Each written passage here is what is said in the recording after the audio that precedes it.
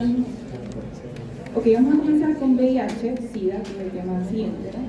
Es importante diferenciar qué significa VIH y qué significa SIDA. VIH es virus de la inmunodeficiencia humana. ¿Vas a seguir? Sí, te lo voy a colocar como estaba antes.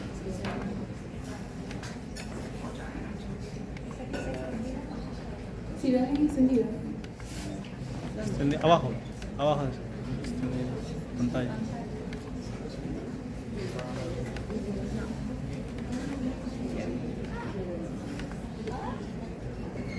Ok. VIH significa virus de la inmunodeficiencia humana. Y SIDA significa a su vez síndrome de inmunodeficiencia adquirida.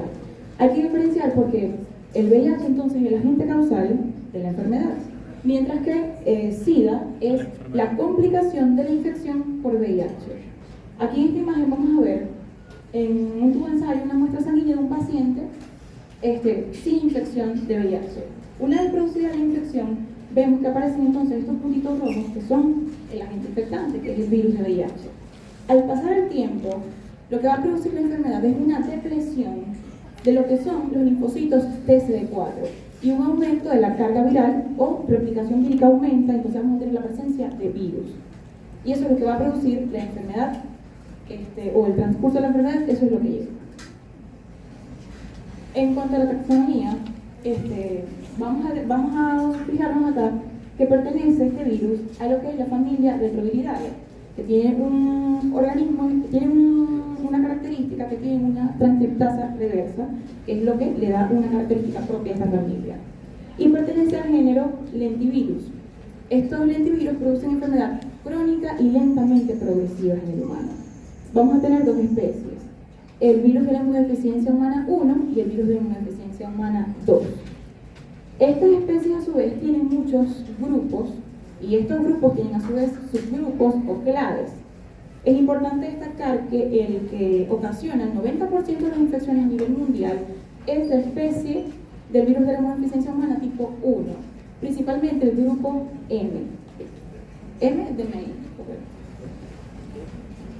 En cuanto al origen o a la historia de cómo nació esta enfermedad, es importante destacar que el virus de la inmunodeficiencia humana tiene un antecedente, que es el virus, o un ancestro, que es el virus de la inmunodeficiencia simiana.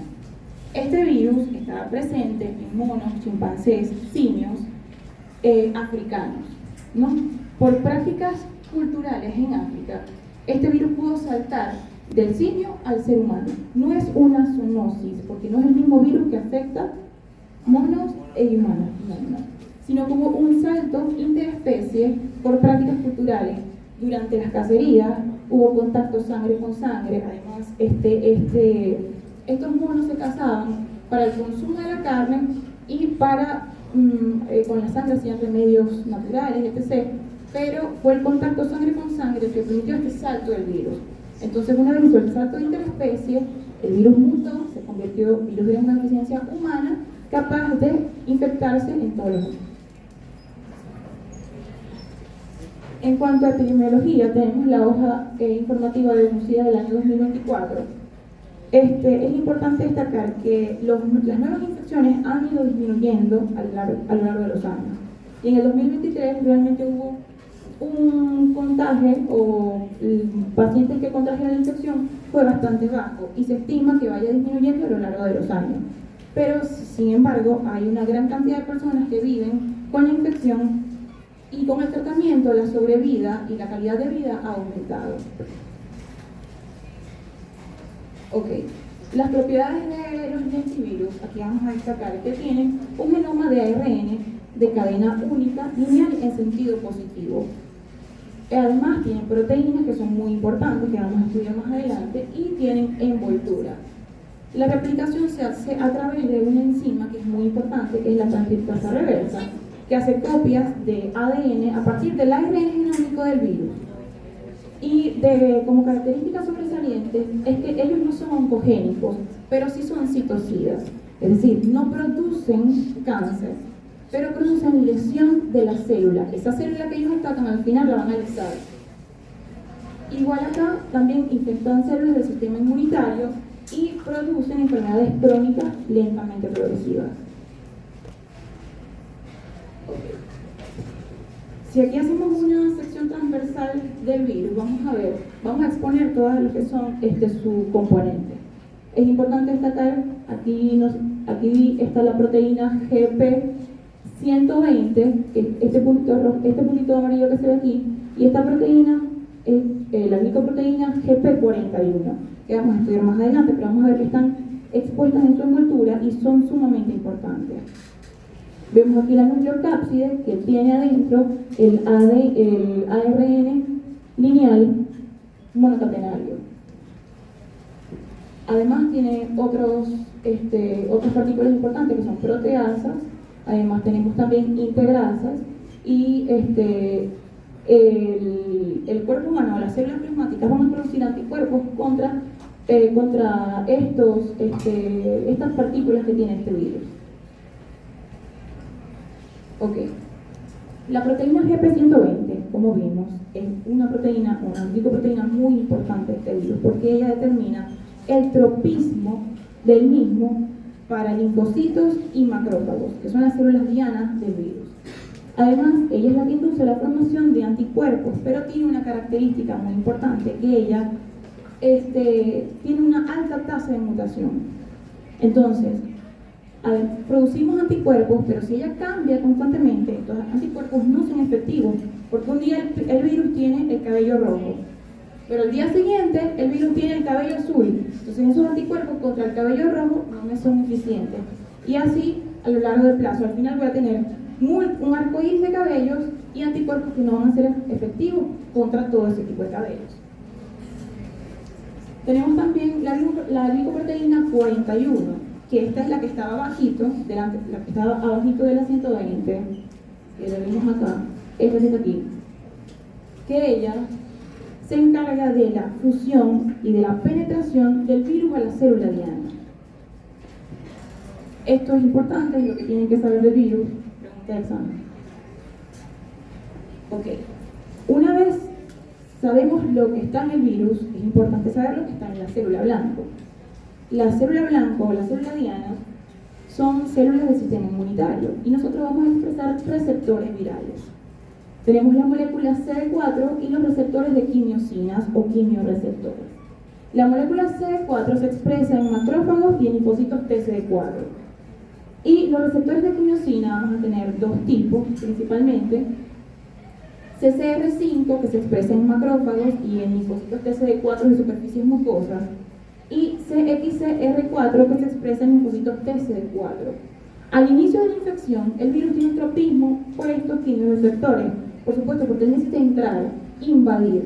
Al final de la infección o con la progresión de la enfermedad, va a haber un tropismo por los quimioreceptores CXCR4. La imagen no se ve bien, pero vamos a ver si...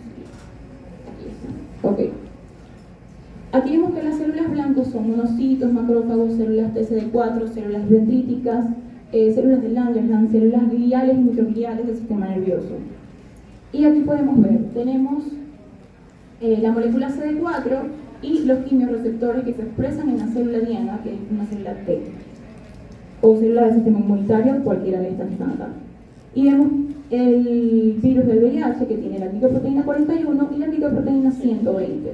Una vez que la glicoproteína 120 se une a la molécula CD4 y al receptor de quimiosina, ella cambia su configuración y se puede expresar la glicoproteína 41, que es la que va a mediar la fusión y la penetración del material genético o del virión a la célula diana. ¿Sí? Ok. En cuanto a la transmisión, vamos a tener tres rutas principales, que son la ruta vertical, la transmisión sexual y la transmisión parenteral. En cuanto a la más importante, es la parenteral. ¿Okay? La transfusión de sangre, aquí el cuadro no se ve, pero la transfusión de sangre es el que tiene mayor riesgo de transmisión por exposición. Aproximadamente por 10.000 exposiciones tenemos un riesgo de 9.250 contagios. Le sigue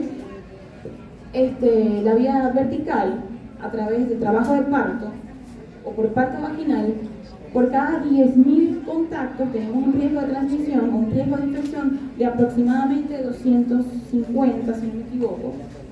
Y en orden decreciente, continuamos con el sexo receptivo anal. El sexo receptivo anal también presenta un riesgo de exposición elevado. Por cada 10.000 exposiciones tenemos un riesgo de contraer aproximadamente 138 contagios. ¿Ok? Entonces, tenemos 3 rutas principales y de estas 3 rutas principales ustedes deben estudiarse la más importante. ¿Y por qué es la más importante? Si vemos que la sanguínea es la más importante es porque en la sangre tenemos alta carga viral. Le sigue, entonces, a través del canal de parto.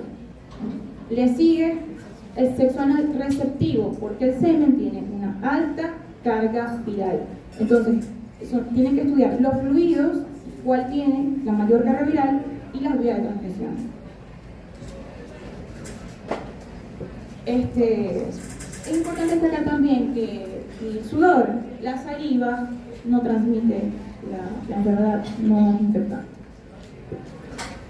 En cuanto a factores de riesgo para adquirir la infección, primeramente, carga viral elevada. Un paciente que no esté recibiendo tratamiento es la persona que va a diseminar la enfermedad. Las características propias del virus, que a pesar que él no es virulento en sí, tiene una alta capacidad de infectar y de entrar a las células dianas. Las personas VIH negativo con otras enfermedades de transmisión sexual también tienen un riesgo aumentado de infectarse con VIH. Y en cuanto a la contracepción hormonal inyectable por largos periodos, básicamente esto es por el cambio hormonal en las mujeres, va a producir un adelgazamiento del epitelio vaginal. Y entonces el epitelio vaginal, al yo tener la barrera debilitada, va a ser una vía para poder entrar el virus en el cuerpo. El uso de drogas endovenosas, obviamente, y no endovenosas por factores sociales. También prácticas sexuales no seguras, la no utilización de protectores mecánicos como el preservativo, y la promiscuidad también aumentan el riesgo de infectarse. Factores sociales como personas en hacinamiento, en cárceles o en centros psiquiátricos también tienen un riesgo aumentado de la infección. Y la circuncisión masculina, a diferencia, estos pacientes tienen un 50-60% menos riesgo de adquirir la enfermedad. No es un método para no adquirir la enfermedad, pero sí baja el riesgo. ¿Por qué? Porque la piel dentro del prepucio es una piel que está en constantes microabrasiones y adicional tiene una lenta curación, entonces son puertas de entrada de la infección. El proceso de replicación, vamos a verlo acá. Vimos que esta es la célula diana. La célula diana expresa 2 receptores virales, el receptor CD4 y el receptor de quimiosinas. Una vez que el virus entró en contacto con estos receptores, se produce la fusión y la penetración. Ahí vamos entonces a desvestir el virus y tenemos la nucleocápside. Esta nucleocápside tiene el material genético o ARN, 2 cadenas de ARN monocatenario, y a través de la enzima transcriptasa reversa, este ARN va a producir lo que es una molécula de ADN. Esta molécula de ADN se puede integrar al ADN nuclear de nuestra célula. Una vez aquí, en el ADN nuclear, ella va a configurar ARN mensajero. ¿Sí? El ARN mensajero va a viajar a los ribosomas y allí van a producir proteínas. ¿Pero qué proteínas se van a producir? Proteínas virales. Porque el virus ataca la célula y vuelve a esta célula una fábrica de proteínas virales. Entonces ya yo no estoy produciendo proteínas para mi nutrición, proteínas para que la célula viva, sino proteínas virales para seguir diseminando la enfermedad. Entonces estas proteínas virales, el virus se ensambla nuevamente, sale, se madura y es capaz de infectar nuevas células. Ok. Desde la primera infección vemos aquí la exposición del virus en una superficie mucosa, llámese vaginal, llámese anal, y entra el virus del VIH al tejido. Aquí vamos a tener contacto con las células del sistema inmunitario, macrófagos y células dendríticas, que son presentadoras de anticuerpos, presentadoras de antígenos por excelencia. Entonces, la célula dendrítica agarra el virus, lo engloba y se lo lleva.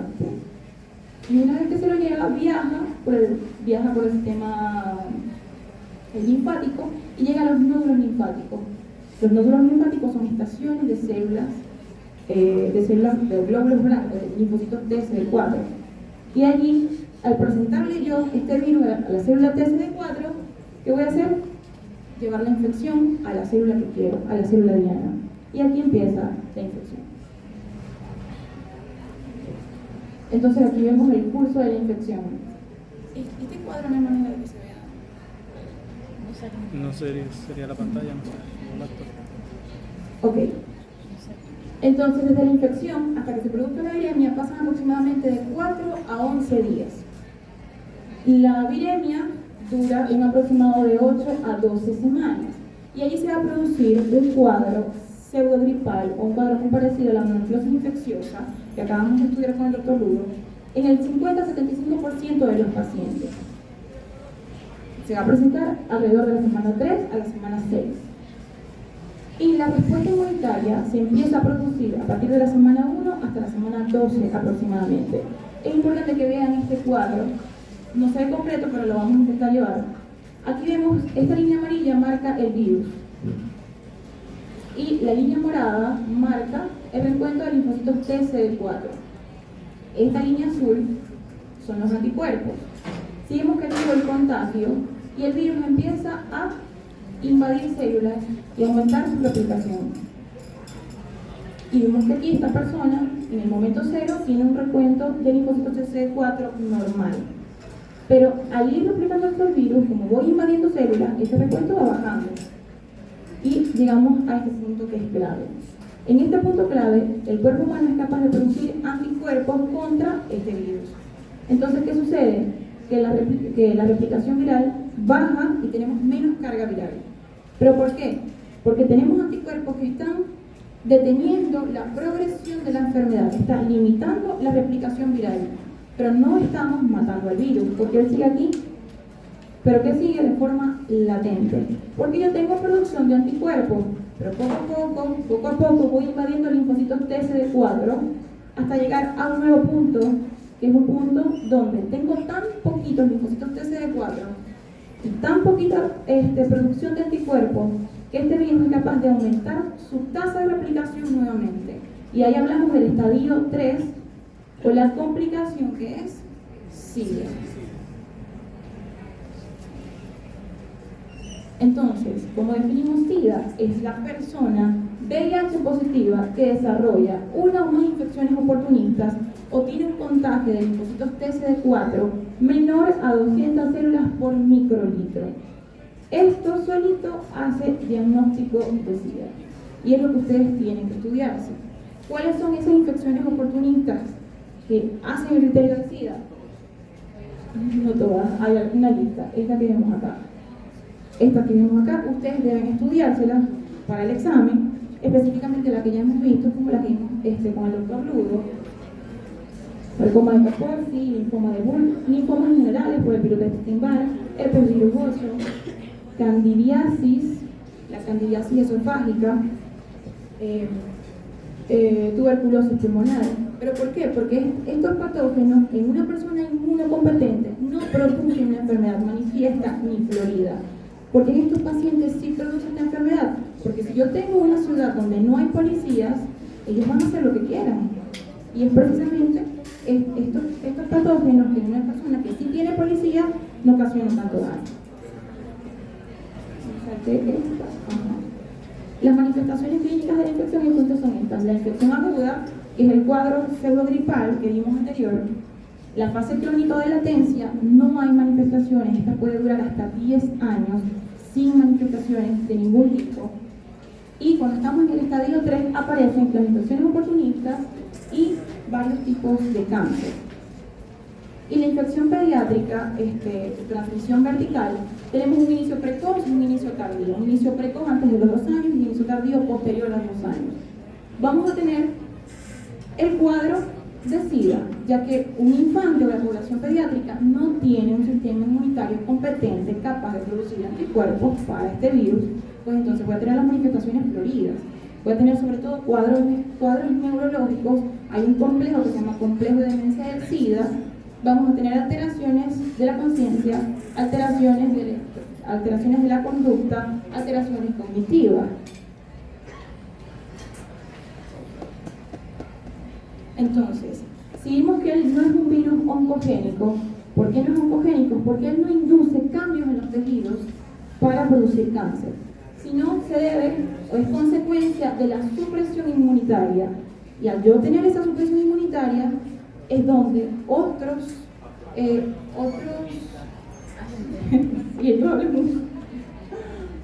patógenos oportunistas sí pueden hacer cambios en los tejidos y ocasionar cáncer.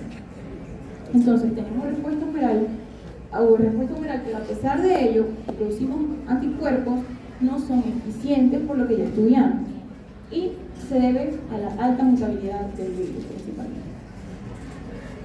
En cuanto al diagnóstico, podemos hacer el aislamiento del virus, pero eso no se hace con frecuencia, es bastante costoso, bastante complicado, lleva mucho tiempo y eso se hace para investigación.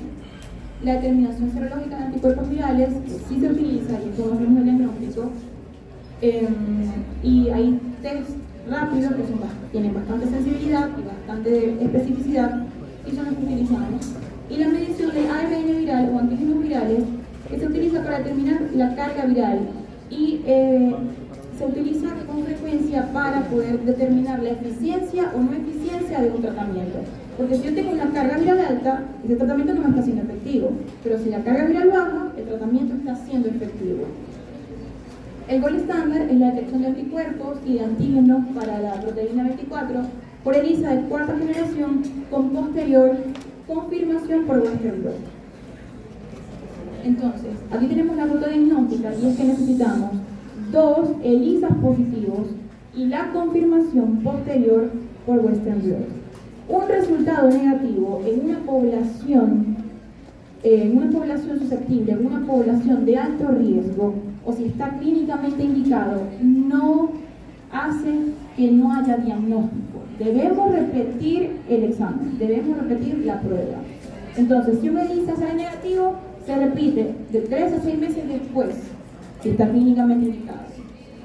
Si vuelve a salir negativo, pero está clínicamente indicado si está clínicamente indicado porque es una población de riesgo, volvemos a repetir el ELISA de 3 a 6 meses después, pero por segunda vez. Si el ELISA sale positivo, lo confirmamos nuevamente y se hace la reconfirmación con el Western blot. Si sale para VIH-1 negativo, se repite para VIH-2. Eso es muy importante también.